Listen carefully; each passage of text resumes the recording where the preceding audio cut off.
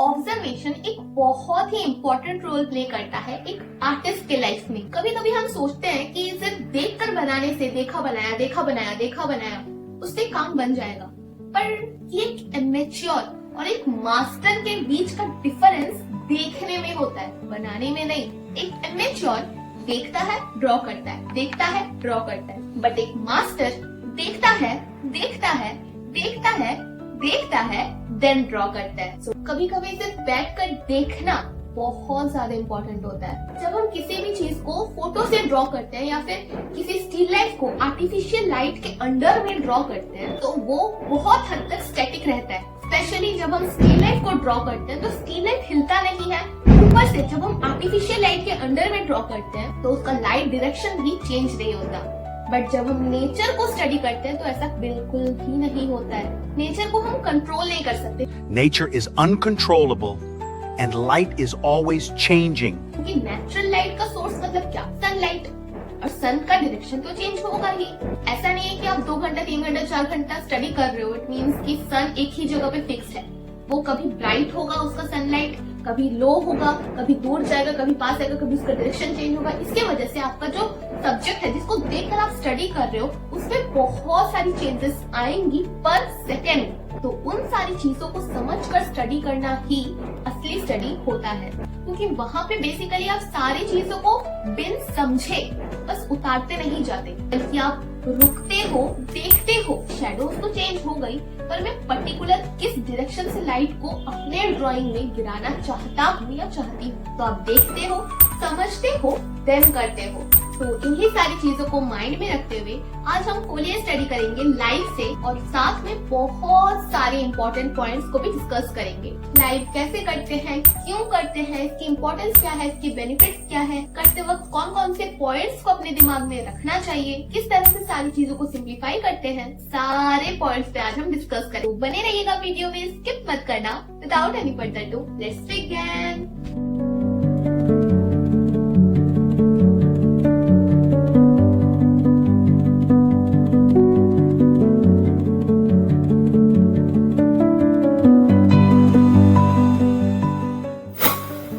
सबसे पहले यहाँ पे हम जो करेंगे वो है ऑब्जर्वेशन, क्योंकि ऑब्जर्वेशन के बगैर कोई भी चीज बनाना गेस वर्क ही होता है। जो भी हम ड्रॉ कर रहे हैं वो सही ड्रॉ कर रहे हैं या नहीं कर रहे हैं, इस चीज को पता करने के लिए हमें ऑब्जर्व करना बहुत ज्यादा जरूरी है। वरना इस बात का कोई मायने ही नहीं रहता कि हम किसी चीज को देख देख कर ड्रॉ कर रहे हैं, क्योंकि देखने के बावजूद भी हम अगर उसे ऑब्जर्व नहीं कर रहे हैं तो हम उसे अपने मन मुताबिक ही बना रहे हैं। तो जब भी आप किसी चीज को देख देख कर बनाओ तो उसे ऑब्जर्व जरूर करना। हाँ, ऑब्जर्वेशन से आपकी 100% गलतियाँ सुधर नहीं जाएगी, पर आप कौन सा लाइन कब कहाँ किस लिए ड्रॉ कर रहे हो इसके पीछे का रीजन आपको पता होगा, जो आपको हेल्प करेगा आगे मिस्टेक्स को ढूंढने के लिए। सारी चीजों को ऑब्जर्व कर लेने के बाद वाला स्टेज आता है ब्लॉकिंग स्टेज, जहाँ पे हम सारी चीजों को ब्लॉक कर रहे होते हैं। बिग टू स्मॉल अप्रोच पे काम करते हैं। छोटी छोटी डिटेल्स को इग्नोर करते हुए पहले सारी चीजों को बड़े शेप्स में कन्वर्ट करते हैं, देन धीरे धीरे डिटेल्स की तरफ, अंदर की तरफ घुसते हैं। क्योंकि जब भी आप सारी चीजों को या फिर एक चीज को ब्लॉक कर लोगे तो आपको ये अंदाजा हो जाएगा कि सारी चीजें कहाँ कहाँ प्लेस होगी या फिर कितनी बड़ी बनेगी। फॉर एग्जाम्पल, अगर आप एक पोर्ट्रेट ड्रॉ कर रहे हो तो अगर आप आंखों से बनाना शुरू करते हो तो हो सकता है कि आपकी आंखें थोड़ी सी बड़ी बन जाए, जिसकी वजह से दूसरी आंख और बड़ी बनानी पड़े, जिसकी वजह से फेस और बड़ा बन जाए, और इस चलते पूरा फेस पेपर में एडजस्ट ही ना हो पाए। पर पहले से ही अगर आप सारी चीजों को ब्लॉक कर लोगे, बिग टू स्मॉल अप्रोच को फॉलो करोगे, तो आपको पता होगा कि आपकी आंखें कहाँ से कहाँ तक कितनी बड़ी होनी चाहिए। हाँ, अब यहाँ पे आपका सवाल हो सकता है कि हमारी आंखें अगर बड़ी बन गई तो क्यों बनेगी, और अगर बन गई तो हम कैसे आर्टिस्ट हैं। Remember, I am talking about beginners not masters. तो शुरुआती दौर में जब आप सारी फंडामेंटल्स को क्लियर कर रहे हो तब ब्लॉकिंग पे काम करना बहुत ज्यादा जरूरी है। बिग टू स्मॉल अप्रोच को फॉलो करना बहुत ज्यादा जरूरी है।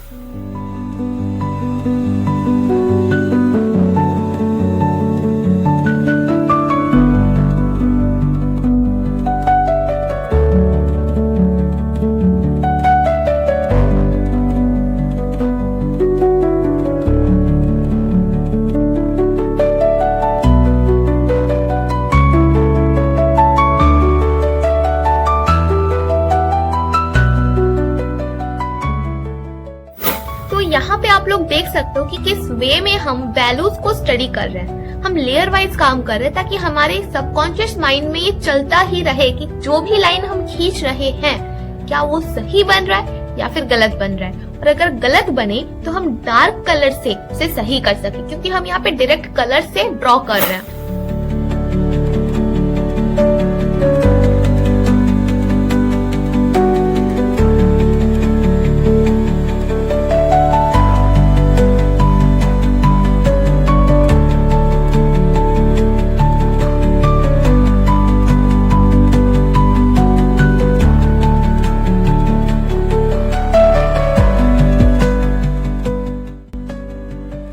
बिगिनर्स का ये कंफ्यूजन होता है कि कलर कोई अप्लाई कर रहा है मतलब कलर ही कर रहा है। बहुतों ने अभी तक सोच भी लिया होगा कि मैं कलर ही कर रही हूँ, बट नहीं, मैं ड्रॉ कर रही हूँ। एक लाइन हमेशा याद रखना, किसी भी चीज को किसी भी चीज पे किसी भी चीज से ड्रॉ करने को ड्राइंग कहते हैं। आई रिपीट, किसी भी चीज को, कुछ भी हो सकता है, आप कुछ भी ड्रॉ कर सकते हो, डजंट मैटर। किसी भी चीज पे, ऐसा जरूरी नहीं है कि आप पेंसिल से ही ड्रॉ करो, पेपर में ही करो, आप किसी भी चीज पे कर सकते हो, इंक्लूडेड योर माइंड। ऐसे बहुत से आर्टिस्ट हैं बड़े बड़े जो डायरेक्ट कलर अप्लाई करते हैं।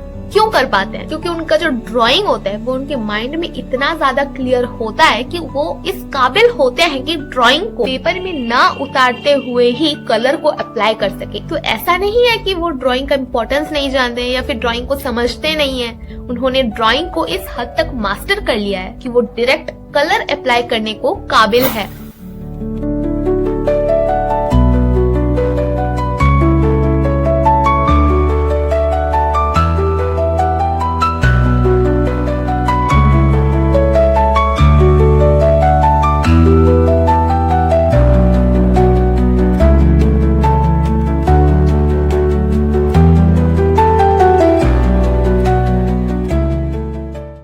सारी छोटी छोटी चीजों को अगर आप शुरू से ही समझते हुए जाओगे तभी आपकी माइंड क्लियर रहेगी, क्योंकि छोटी छोटी चीजें ही मिलकर एक बहुत बड़ा कंफ्यूजन आपके माइंड में क्रिएट कर देता है ड्राइंग रिलेटेड, जिस मिसअंडरस्टैंडिंग के चलते आप ठीक से स्टेप बाय स्टेप प्रोसीड नहीं कर पाते। तो यहाँ पे जरूरी नहीं है कि सारी चीजों को हम एज इट इज बनाएं। ऑब्वियसली हम नेचर को कॉपी तो नहीं कर सकते, क्योंकि नेचर में बहुत सारे कलर्स होते हैं जिनको हम देख ही नहीं पाते। हमारी ह्यूमन आई सिर्फ 1000 रेंज को ही देख सकती है, 1000 शेड्स को ही देख सकती है। तो उन्हीं 1000 शेड्स में भी हम मैक्सिमम 10-15 शेड्स को अपनी ड्राइंग में यूज करते हैं। तो उन्हीं को घुला मिलाकर हम सारी जगहों पे कलर करते हैं। तो यहाँ पे जो बैकग्राउंड है, यहाँ पे बहुत सारे लीव्स है, बट हम अपने ड्राइंग के बैकग्राउंड को थोड़ा सा सिंपल रखेंगे, क्योंकि हम एक ही पार्ट को प्लांट के ड्रॉ कर रहे हैं। अगर हम सारी चीजों को साथ में ड्रॉ करना शुरू करें तो it takes a lot of time, और फिलहाल हमारा मोटिव एक ही पार्ट को ड्रॉ करना है।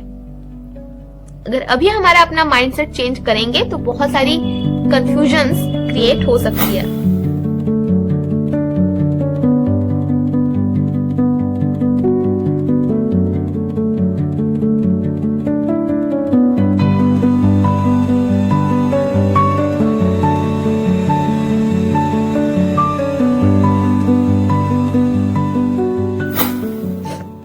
यहाँ पे जब भी आप अपने ड्राइंग में प्रोसीड करते जाओ, आगे की तरफ बढ़ते जाओ, फॉर एग्जांपल आपने एक लीफ बना लिया और दूसरे लीफ में आप शिफ्ट कर रहे हो, तो कभी भी ये माइंडसेट मत रखना कि जो लीफ मैंने बना लिया, जो पार्ट मैंने कंप्लीट कर लिया, उसके तरफ मैं और मुड़ के ही नहीं देखूंगा या देखूंगी। ड्राइंग में आगे बढ़ने का मतलब ही यही होता है कि आप जब आगे बढ़ रहे हो तो उस चीज को पिछले वाले चीज से कंपेयर करते हुए चलो, क्योंकि यहाँ पे सिर्फ आप एक सिंगल चीज नहीं बना रहे, आप पूरी की पूरी कंपोजिशन क्रिएट कर रहे हो। और उस पूरी की पूरी कंपोजिशन को बैलेंस्ड फील करवाने के लिए आपको पूरी की पूरी कंपोजिशन को साथ में कंपेयर भी तो करना पड़ेगा।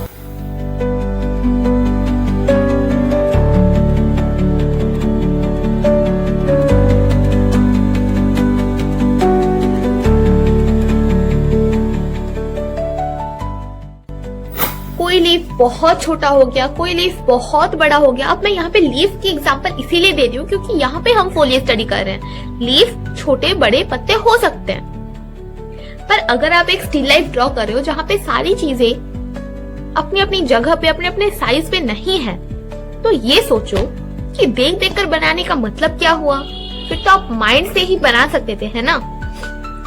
तो जब भी आप किसी भी चीज को स्टडी करो, हमेशा एक चीज को दूसरे चीज से कंपेयर करते रहना कि क्या सारी चीजों की साइज, पोजीशन, प्लेसमेंट सही है।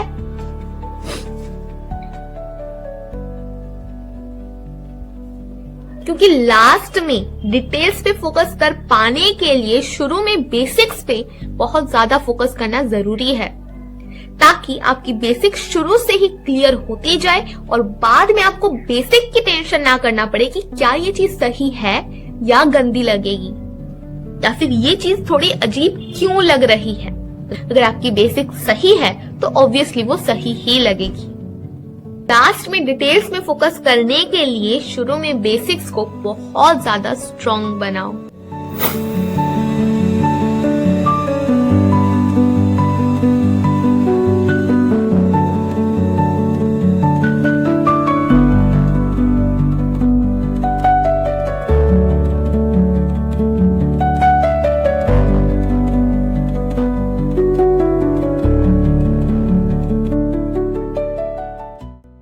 कभी भी किसी भी नए पेंटिंग को शुरू करने से पहले ये ख्यालात हर एक एस्पायरिंग आर्टिस्ट के दिमाग में आता है कि इस पेंटिंग को हम पूरा परफेक्ट बनाएंगे, but you know it's not possible, specially तब जब आप नेचर को स्टडी कर रहे हो, क्योंकि ये नेचर में वो कलर्स हैं जो हम कभी क्रिएट कर ही नहीं सकते। नेचर में 10 बिलियन रेंज पाए जाते हैं लाइट के, पर हमारी ह्यूमन आई सिर्फ 1000 रेंज को ही देख सकती है, और उस 1000 रेंज के अंदर ही सूरज की चमकती किरण से लेकर गुफा के अंधेरे कोने तक की डार्कनेस रहती है। नेचर में हर एक छोटे से छोटे पार्ट में कलर्स डिफरेंट होते हैं, कलर्स चेंज हो रहे होते हैं, उसको हम कॉपी नहीं कर सकते। तो इस वीडियो से अगर कुछ भी सीखने को मिला हो तो कमेंट सेक्शन में जरूर बताना, हो सकता है मेरे को भी कुछ सीखने को मिल जाए आप लोगों से।